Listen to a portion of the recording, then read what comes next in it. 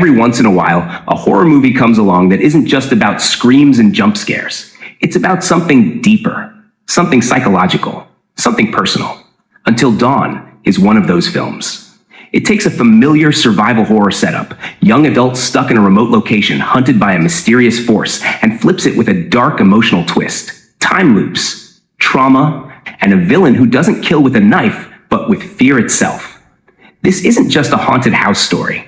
It's a layered psychological nightmare where grief, guilt, and mental illness become the real monsters. In this video, we're going to walk you through the full story of Until Dawn. From the mysterious disappearance that kicks everything off, to the horrifying time loops, the group's unraveling sanity, and that jaw-dropping final act with Dr. Hill. We'll also highlight key character moments, emotional symbolism, and how this story ties into the bigger universe hinted at by the game.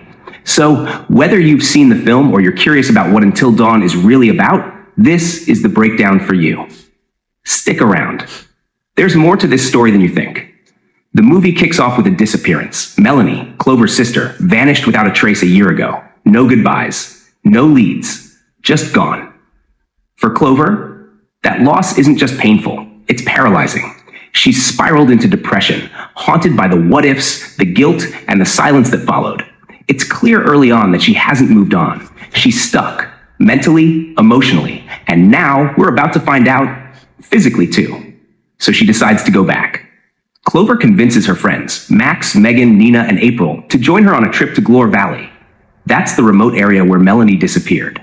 They don't know what they're really walking into. Some of them are here out of support, some for closure, some just to party and get away. But there's an unease in the air even before they reach the location.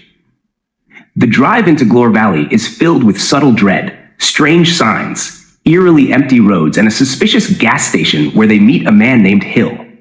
He's calm, too calm. The kind of character that immediately feels like he's watching more than he lets on. Still, they press on and arrive at an old house that seems abandoned.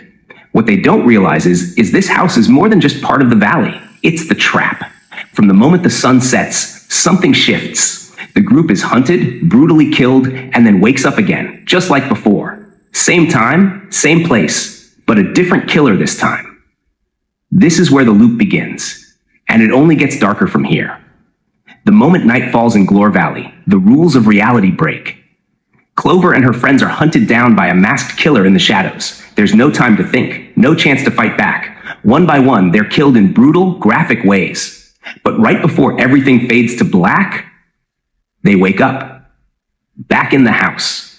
Right at the start of the night. The nightmare didn't end. It restarted. From this point forward, the group is stuck in a cycle. An endless time loop where every night resets with a different form of horror. It's not just a slasher on repeat. Each loop introduces something new, something worse. One night, it's a classic masked killer. The next, they're stalked by creatures that look human but behave like animals. Possessions begin. One of them becomes infected and starts turning on the group. Then comes the night with cursed water. If you drink it, you explode from the inside. One of the more shocking and oddly comedic moments in the film. And it doesn't stop. The group faces monstrous entities, hallucinations, possessed dolls, and even creatures towering over the trees. But the deeper they go, the more personal the terror becomes. These aren't random monsters. These are fears materialized. Each friend starts to crack under the weight of the loop. Some argue, others break down emotionally, and a few come dangerously close to giving up completely. But through it all, Clover becomes the one who keeps pushing for answers.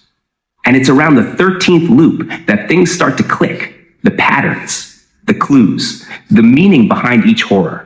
That's when Megan, one of the more self-aware characters, takes a risk, sacrificing her own safety to secretly follow Dr. Hill, hoping to uncover the truth about what's really going on.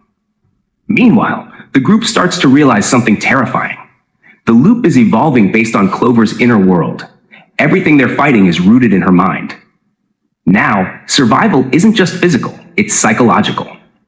At first, Clover seems like your typical horror protagonist, quiet, grieving, and determined to find answers. But as the loops deepen and the horrors intensify, it becomes clear she is the reason they're all trapped here. Not because she caused it intentionally, but because she was chosen. The film reveals that the horrors are not just random. Dr. Hill has been orchestrating the entire thing. That calm, polite gas station attendant they met on the way in. He's a scientist, or more accurately, a sadistic experimenter, testing the boundaries of human fear. His goal? To prove that if people experience enough psychological terror, their bodies can mutate. They stop being people. They become Wendigos, monsters created from fear. Melanie, Clover's missing sister, she didn't disappear. She transformed. She became one of them. And here's the sickest part. Dr. Hill uses Clover's trauma as the blueprint for every loop. Her guilt, her fear of abandonment, her grief over Melanie, all of it is fed into the house. It reshapes the loop. It decides the killer. It decides the rules. The masked man, a representation of her helplessness. The water that makes you explode, her self-destructive impulses. The possessions, her fear of losing control. The loop is her mind turned inside out, and Dr. Hill is feeding off it like fuel for his twisted science. As the group unravels, Clover begins to evolve. She doesn't break. She hardens. She stops running from the monsters and starts facing them head on. And when she discovers that Melanie is still alive, transformed into a Wendigo, she makes the most painful decision of her life. She kills her sister, not out of hate, but out of mercy, out of acceptance. It's the closure she never got, and the strength to finally stop carrying that weight. Meanwhile, Megan's sacrifice gives the group enough information to locate Dr. Hill's hidden surveillance room. They discover that he's been recording everything, not just them, but dozens before them. He's been doing this for years. And that's when Clover decides enough is enough. She takes a mug from Dr. Hill's desk, one he drinks from regularly, and drops in some of the cursed water, the same water that's killed others in past loops. And just like that, Dr. Hill becomes the final casualty of his own experiment. He explodes. The loop ends, and the sky starts to brighten. But the final scene holds one last message, and it changes everything. Clover and her friends step out of the house. The sky is clear. The curse is broken. After 13 loops of death, fear, and psychological torment, they finally make it. Alive. What's different about this ending is that it's rare in horror. Everyone survives. They don't turn on each other. They don't sacrifice anyone. They stay united. And that's what sets them free. But the film doesn't end on peace. As they drive away, the camera cuts back to the house. The screens inside Dr. Hill's lab flicker back on. Then, we hear it. That same eerie whistle we heard earlier, the one that followed Hill everywhere. And suddenly, the setting changes. On one of the monitors, we see a snowy mountain lodge. A car pulls up. New faces, a new group. The experiment has restarted, somewhere else. Then we see the papers scattered on the desk. Among them, notes labeled with the name Joshua Washington, the same character Remy Malek played in the original Until Dawn video game. This is where the movie drops its final silent bombshell. The events of this film may be a prequel to the game, or maybe they happen after. Or maybe this is just one of many stories in a larger shared universe. The point is, we're not done.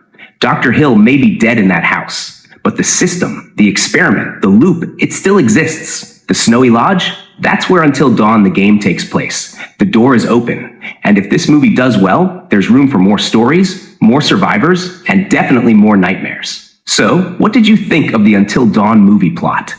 Did you catch the symbolism behind each horror loop? Do you believe Dr. Hill is still alive in another form? Drop your theories in the comments. I'll be reading and responding to the best ones. And if you made it this far, go ahead and tap that like button. It helps push this video out to other horror fans like you. Don't forget to subscribe for more film breakdowns, hidden lore, and narrative deep dives. And if you know someone who watched Until Dawn and still didn't fully get it, share this with them and comment, "I just shared."